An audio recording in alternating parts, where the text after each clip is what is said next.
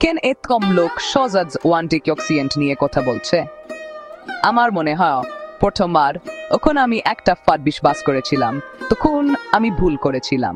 আসল ব্যাপারটা এখানে অ্যান্টিঅক্সিডেন্ট হলো এমন অণু ফ্রি রেডিক্যালকে নিষ্ক্রিয় করে।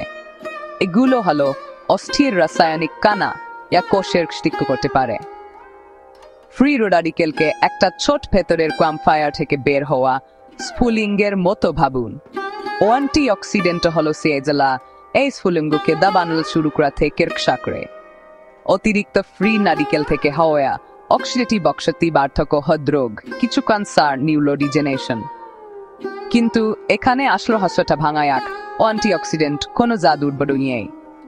এগুলো সবচেয়ে ভালো কাজ করে একটি সুষম বস্তার অংশ হিসেবে আপনার শরীরে নিজস্ব প্রতিরক্ষা এবং খাবার থেকে পাওয়া পুষ্টির সাথে। আপনি রাভিন, ফলস বা বাদাম, গোটা সস চাই শক্তিশালী ও অ্যান্টিঅক্সিডেন্ট পাবেন, যেমন বেরিস, বুট, শাক, সবজি, আখরোট, গ্রিন টি। নিয়মিত ব্যায়াম, পর্যাপ্ত ঘুম এবং ধূমপান পরিহার করলে ফ্রি রেডিক্যালের অতিরিক্ত চাপ কমে।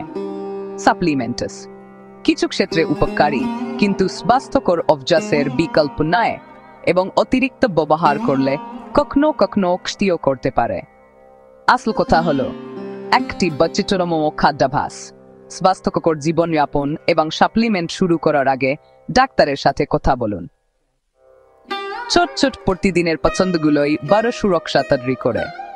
এভাবেই অ্যান্টিঅক্সিডেন্ট রোগ প্রতিরোধে সহায়তা করে, নীরবে, অবিচল হবে এবং যখন স্মার্ট জীবনযাপনের সাথে মিলিত হয় তখনই সবচেয়ে ভালো কাজ করে।